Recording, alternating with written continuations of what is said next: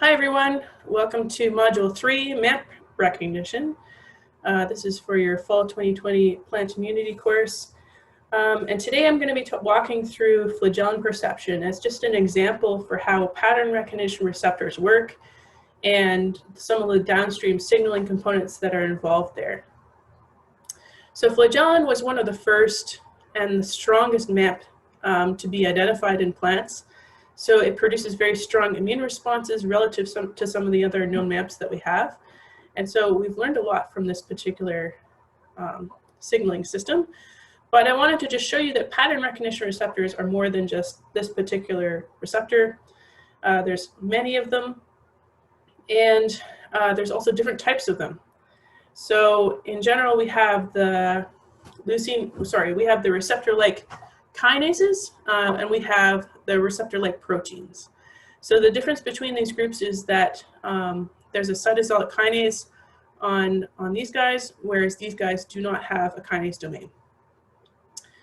And so in general, though, they have a membrane transmembrane domain that allows them to be embedded in the plasma membrane. They have an external domain that allows them to bind the MAMP, and it could be made up of different types of domains, as shown here. And there is usually some internal signaling component. So these guys, because they don't have a kinase domain directly attached, what they'll do is bind something that does have a signaling capacity. And so we're going to be talking about the FLS2 here today, which is the flagellin perceiving PRR in plants. And it perceives a small peptide from flagellin called FLAG22.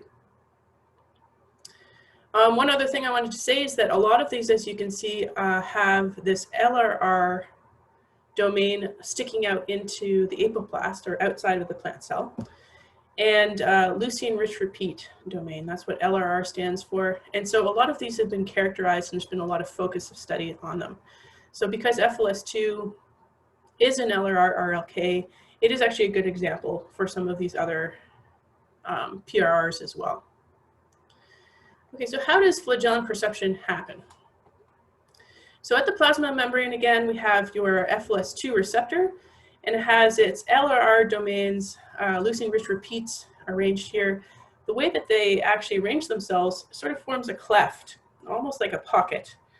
And the PAMP, in this case, the FLAG22 peptide, will actually sort of neatly fit within that pocket. And as soon as it does, a co-receptor called BAC1, which is also a leucine-rich repeat receptor-like kinase, but it has fewer repeats, it will come in and form like a sandwich with the FLS2, with the peptide being in the middle. And what that does is stabilize this interaction and allow for the signal transduction to occur downstream. Because as soon as these heterodimerize, there's a whole bunch of phosphorylation that occurs. And so the heterodimerization actually changed the cytosolic kinase domain of these proteins. And that shift will automatically turn on the kinase. And kinases, again, are enzymes that phosphorylate either themselves or something else. And phosphorylation is one of the main components in signal transduction. So this phosphorylation will be passed basically to other types of kinases within the cytosol after these two have bound to each other. And it's basically all of this phosphorylation that takes the signal from the periphery of the cell and spreads it out throughout the cell to activate all kinds of different signaling events. And together, those signaling events actually produce changes like gene expression that is involved in resistance. Okay, so we're going to go very quickly through the different steps of signal transduction that are involved downstream of PRR activation. So as I said, PRR activation usually involves heterodimerization of a main receptor and a co-receptor, for example, and that will phosphorylate cytosolic kinases. So these are called receptor-like cytosolic kinases, and they're usually sort of bound to the PRR complexes. So these are very important because what this will do is that it will phosphorylate calcium channels And calcium is another signal within the cell that will turn on things like calcium-dependent protein kinases. These guys will also turn on MAP kinases, which are another type of signal transduction kinase. And these will change gene expression, transcriptional reprogramming here. Another thing that happens in this process is that you see massive changes across the plasma membrane in terms of other types of ions like potassium or protons as well. So it changes the pH of the apoplast. We also see reactive oxygen species production from NADPH oxidases, and these are being produced in the apoplast right around where the microbe will be. And we see signal transduction from lipid-based sources. We also see internal reactive oxygen species production, and then we see some of the other sort of later signaling responses, which include hormone production, which we'll talk about a little bit later. We see phytoalexin production, which again are these antimicrobial defensive compounds. We see actin remodeling, so changing of the cytoskeleton of the cell. And also cell wall reinforcement, so callus deposition, which is basically like a layer that's placed to prevent pathogens from actually penetrating into the cell. So plant cells also have these plasmodesmata, which are these very microscopic, very small pores between different cells that allow for communications between cells or transport of nutrients. So during immunity, these will actually close to prevent pathogens from going in between cells and traveling that way. And the great thing about flagellum perception is that we've studied it long enough to really have a great understanding of when all of these events occur over time. So immediately following FLAG22 perception by the BAC1 and FLS2 complex, you can see within minutes we have complex formation, we have phosphorylation of those kinases, we see the calcium influx, ion changes, reactive oxygen species, and MAP kinase activation. So this is within the first 30 minutes of perceiving one molecule from a bacteria. So it's pretty incredible. You'll also see that they end at some point, and that's important for immunity because if you constantly had activation of your immune response, you would ultimately deplete all of your energy resources because it takes quite a bit of energy and shifts in the metabolism of the cell for this all to occur. And some of these things are actually very toxic for the plant cell, like the Ross burst. So these are very transient in nature and very fast. And then we have some of the slower responses kicking in, like hormone production, changes in gene expression, callus deposition, again, the cell wall thickenings, growth inhibition sometimes, and stomatal closure.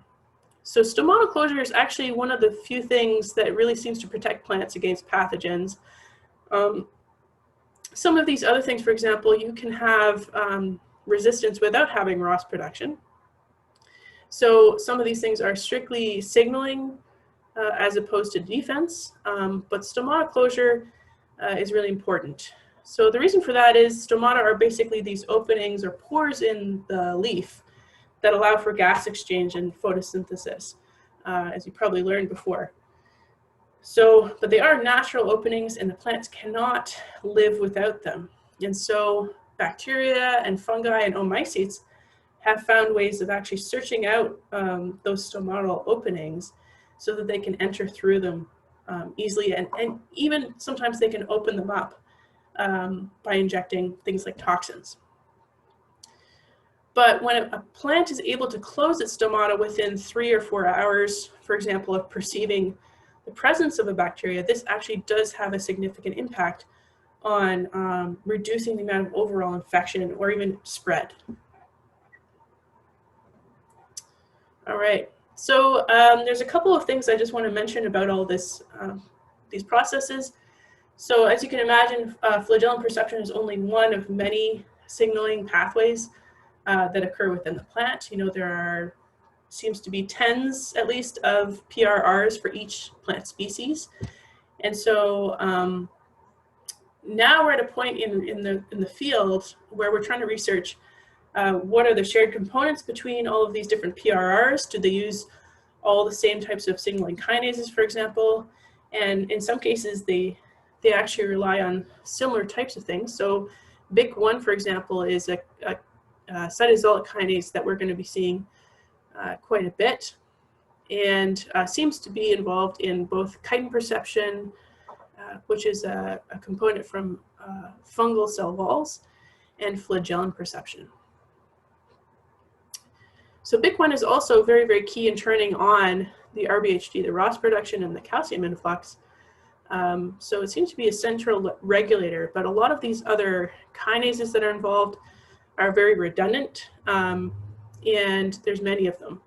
So in other words, if you try to knock down one of these to see its role or function in immunity, you won't be able to measure any differences because there's other redundant kinases to come in and take over the role of that kinase.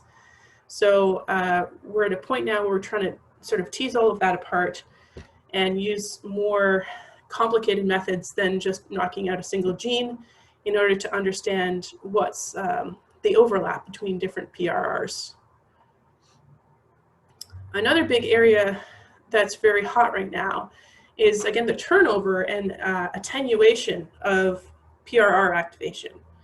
So again, if you have constitutively active immune responses, you're going to see a really severe impact on the growth and the yield of a plant. So for agriculture, for example, we can't simply just turn on defense all the time and expect plants to be producing high yields. So we have to find a delicate balance between producing resistance to a pathogen and also allowing the plant to grow and be productive. So in order to do that, plants have quite a few mechanisms to turn off the immune system once they've turned it on. And in terms of the pattern recognition receptors, this can mean a couple of different things. So again, here's the process. We have activation of the PRR complex and heterodimerization of FLS2 and BAC1. And then we see that BIC1 actually dissociates from this complex. It starts to move out and turn on the ROS production enzyme, as I said.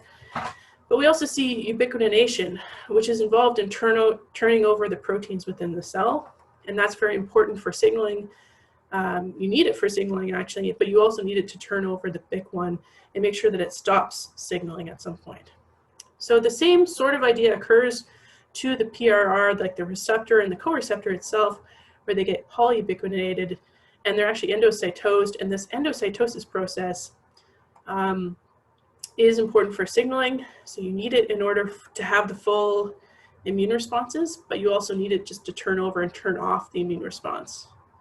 So it's really interesting. There's quite a few studies now where they can actually visualize the movement and the turnover of some of these receptors in the plasma membrane, because you can imagine that all of these receptors are sort of traveling around together, and they're not static, you know, they're constantly moving. So there's a lot of work to try to understand this right now.